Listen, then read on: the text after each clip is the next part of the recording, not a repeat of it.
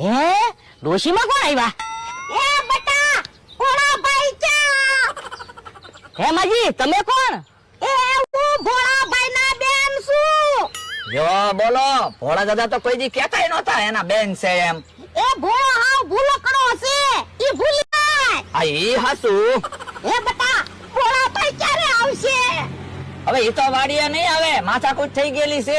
વાડીએ આવશે તો આ ભાઈ ઢીબી ના.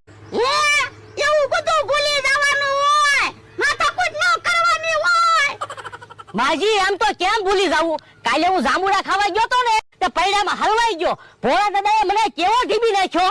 વાડીએ ભોળા દાદા આવે એટલે હું એને ઢીબી નાખવાનો છું. તમે મારા ભાઈને મારવાની વાત કરો, મને ઓળખતા નથી. અરે અરે, પણ મને શું છે? અરે ઓય બાપા, અરે બોલો વાડીએથી નહોતા જાતા, જાને ગોળીની જેમ